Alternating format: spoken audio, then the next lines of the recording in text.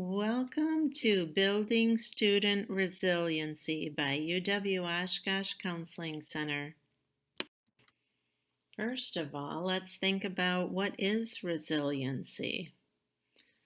Resilience is an individual's ability to positively cope with stress and adversity, bouncing back to a previous state of normal functioning or using the experience of adversity to enhance flexibility and overall functioning. There are many aspects to resiliency. Cognitive, how events are interpreted, like your cognitive style, appraisal, or attribution, and how daily stressors and life circumstances are negotiated, such as coping. Behavioral, habits of persistence and endurance in face of obstacles and failures. Behavioral practice and reinforcement. Some motivational aspects would be a clear sense of life purpose and commitment, a will to live. Existential or spiritual would be like a sense of a larger purpose, a meaning of human life. Relational would be that sense of social connectedness, engagement, even altruism. Emotional is that ability to tolerate negative emotions and rejection, to maintain emotional confidence and hopefulness, emotional regulation, or sometimes referred to as emotional intelligence. Please pause this training now and write down or discuss with others how you might see each of these dimensions of resiliency displayed in students. Some key areas of resiliency identified by Cornell University are social engagement, self-awareness and self-care, attention and focus, meaning, and growth mindset.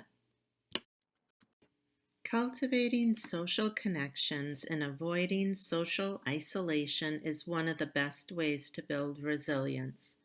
Positive peer relationships and supportive interaction with family, faculty, and staff are known to be important factors in students' academic performance and emotional well-being. Here are some ways for students to increase their social engagement and how you can encourage this. Find ways to connect with other students in meaningful ways. Consider having a virtual partner in class for weekly check-ins on class, university adjustment, things like that. Unplug and interact with others face-to-face. Maybe put out a challenge of turning off their phone for 30 minutes and then come back and discuss in class what it was like to refrain from checking their phone. Join a student group, organization, or team. Maybe show the students how to find the list of student orgs on the UWO website. Volunteer. Give ideas of where students can volunteer in the community, both on campus, near campus, and those accessible with transportation in Oshkosh. Consider virtual volunteer opportunities too. A search of the UWO website using volunteerism will give you many ideas. You can also call 211 for the Oshkosh Area United Way for those in the community. Practice random acts of kindness. A fun and meaningful assignment is to encourage students to pick a random or planned act of kindness to do and reflect on how they felt about it, what they noticed from any others that may have been involved or observed it. Students have often felt inspired and excited to tell about it. Start conversations, ask questions, and be an active listener. Consider a discussion about how do you know if someone is listening to you? What is a way you could be intentional about working on showing you're listening to someone else? Get to know professors. Encourage students to stop by during a professor's office hours to ask a question, give feedback about class, or simply say hi. Here, you may want to pause the video and think of experiences you've had using any of these ideas or others and how students responded to these. What are some new ideas you could try? There are many personal qualities that get developed through social engagement. Generosity, such as being kind in thought and behavior towards others. Or integrity, being in sync with one's values and beliefs and to consistently behave in ways that reflect those principles. Doing the right thing even when no one's looking. Authenticity is being true to one's personality, spirit, or character, not false or imitative in speech or action. And humility, being modest and able to receive joy from others' success without one's ego getting in the way. These same qualities developed from social engagement also help to enhance further social engagement. Another area of building resiliency is through self-awareness and self-care. Self-awareness is your capacity to clearly understand your own strengths, weaknesses, emotions, values, natural inclinations, tendencies, and motivation. Self-care refers to behaviors, thoughts, and attitudes that support your emotional well-being and physical health. Here are some tips for growing in this area. Eat well, move your body, and get enough sleep. Manage stress. Practice self-compassion, like treating yourself with the compassion you would extend to a friend, such as using kind, understanding, forgiving words, and realistic expectations that we all make mistakes, have limits, but have strengths and successes too. Cultivate opportunities for personal growth, develop interests outside your field or major. Make time for quiet reflection through meditation, prayer, journaling, yoga, spending time in nature, or practicing gratitude. Play and have fun. How could you encourage students to implement some of these strategies within the context of the work you do with them? Feel free to pause the video to take a few minutes to consider this question. Write down some plans for these. These are some of the personal qualities developed through self-awareness and self-care. Self-regulation, the capacity to alter one's behaviors based on internal values and social expectations. Behaviorally, it's the ability to act in your long-term best interest, consistent with your deepest values. Emotionally, it's the ability to calm yourself down when you're upset, cheer yourself up when you're down, know when you've exceeded your ability, and know when to seek support from others. Persistence, a personality trait related to stamina and stickability. Researchers Peterson and Siegelman define it as the voluntary continuation of a goal-directed action in spite of obstacles, difficulties, or discouragement. Tolerance for adversity, the capacity to endure emotional pain, hardship during an instance of serious or continued difficulty. This means learning to accept, even enjoy hard work and challenge. Adapt to changes and unknowns, turn challenges into opportunities, and use humor to keep things in perspective. Cognitive reframing. Optimism and pessimism both tend to be self-fulfilling prophecies. There can be a connection between what you expect and do and how well your life goes. Cognitive reframing is a practical technique that helps you notice negative thoughts and replace them with more positive thoughts or perspectives. This is a vital skill for improving confidence in thriving in the midst of adversity. Healthy habits. Keeping healthy physical habits, getting enough sleep, eating well, managing stress, keeping alcohol use in check, practicing safer sex can all help build a strong foundation for resilience and emotional well being. The next area for building resiliency is attention and focus. Attention allows you to tune out information, sensations, and perceptions that are not relevant at the moment and instead focus your energy on information that is important.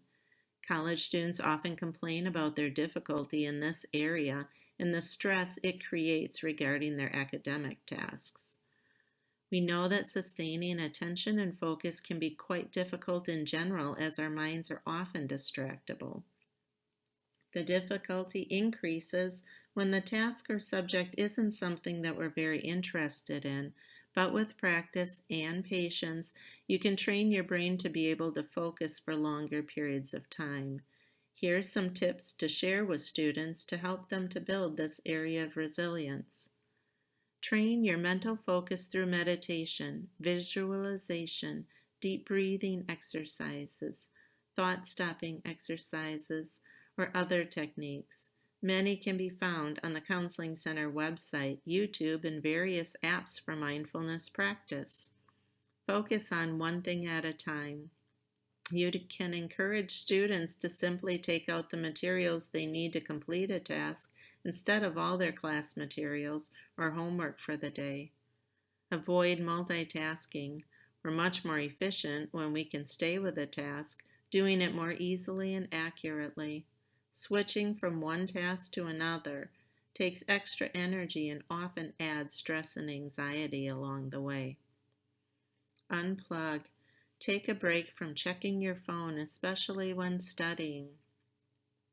Turning off your phone or the sound will give you periods of uninterrupted focus while preparing for an exam or presentation. As hard as it can be for college students and most anyone in our society to turn off or put away their phone, many find that it can be quite helpful in avoiding the many distractions that can come their way from it. Students are more likely to engage in a productive state, even achieving flow when they're able to maintain their focus on the task at hand.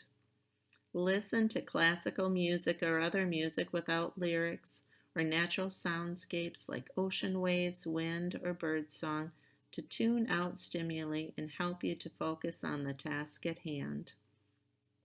Encourage students to experiment with different background sounds to find which ones work best for them. You may want to pause the presentation here to reflect on how you might be able to use some of these strategies with your students in and out of the classroom. Now let's try one of these strategies to increase attention and focus. This is a guided meditation that fosters gratitude. Please find a comfortable position for your body. Maybe sitting in a chair, lying on your bed, or on the floor. Let your body relax and be comfortable. You can pause this training if you need a few moments before beginning your experience of a guided meditation. Now, use your breath to anchor yourself in the present moment.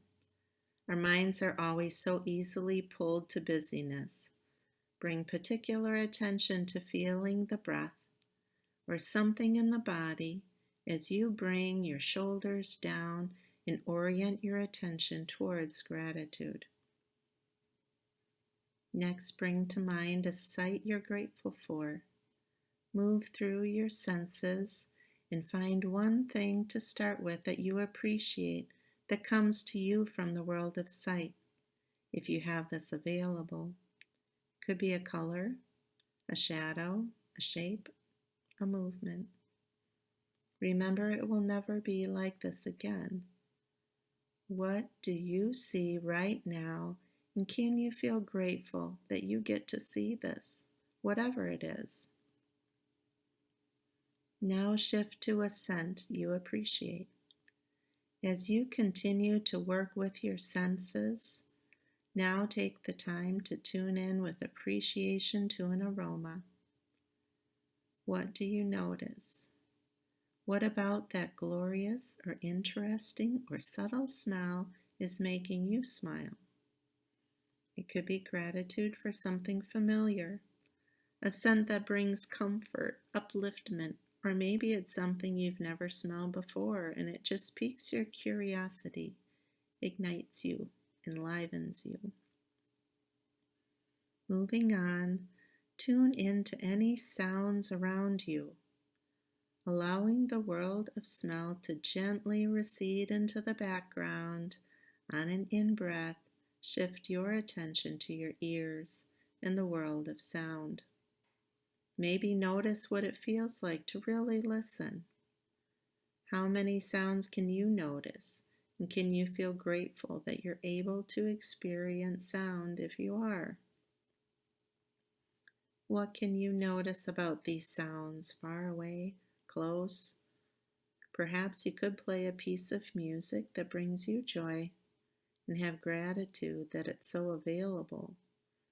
Or maybe it's the sound of children laughing, the sound of a loved one's breathing, the sound of your own beating heart. The world of touch and texture beckons us next. We find so much to be grateful for in touch.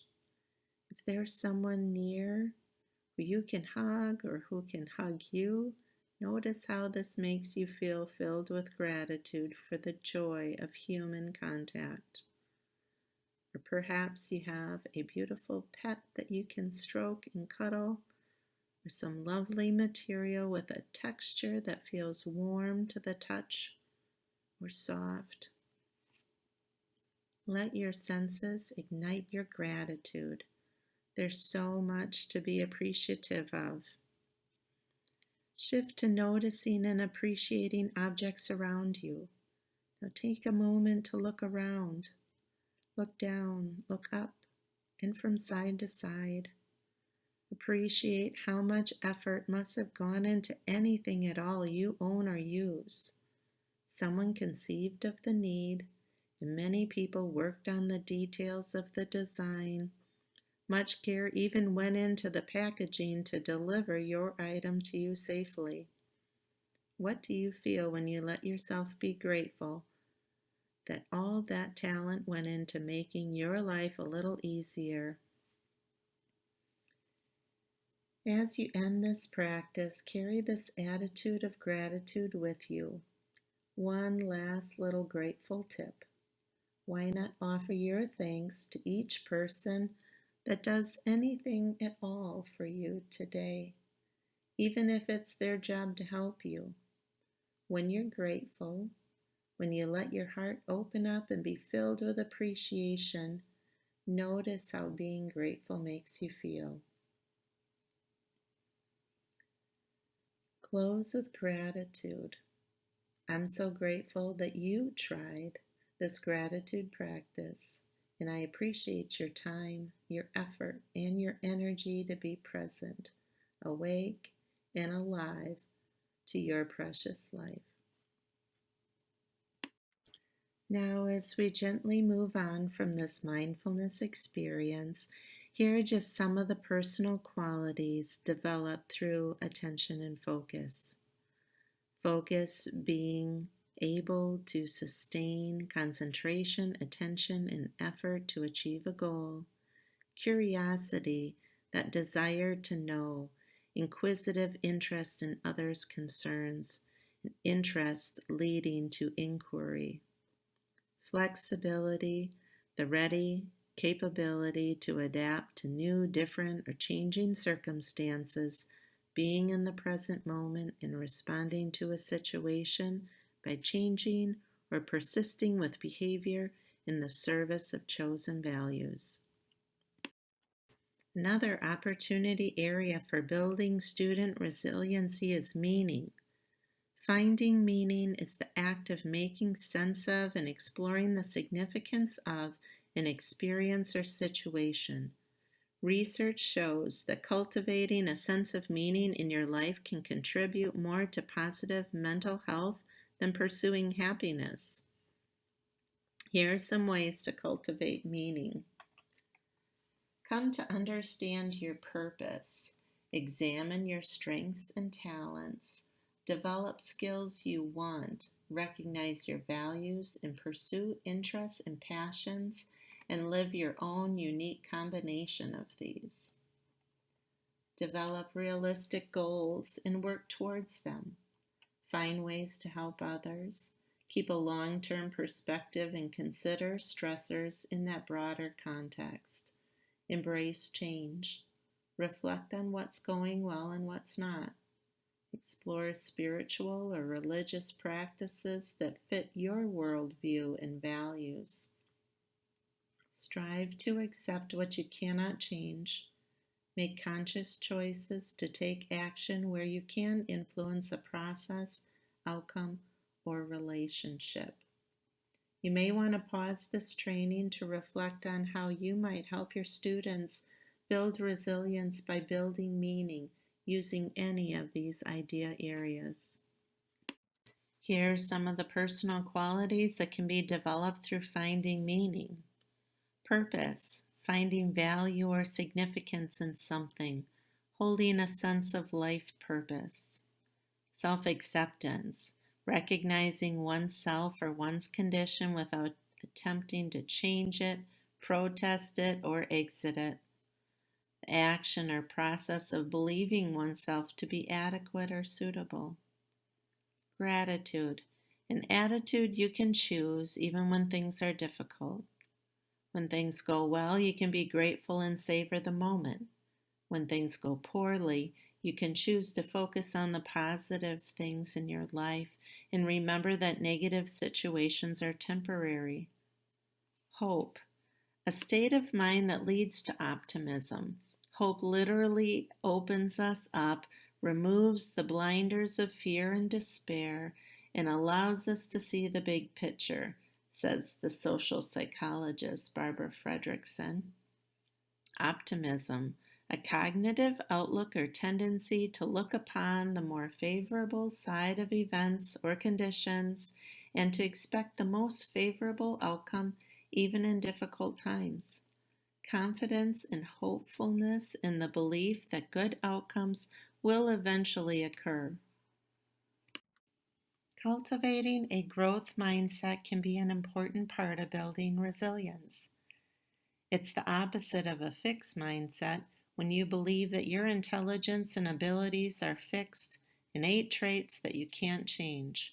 Instead, a growth mindset acknowledges that you can learn from challenges and through these experiences can increase your intellect and abilities. Here are some ideas of how to foster a growth mindset. Leave the genius myth behind.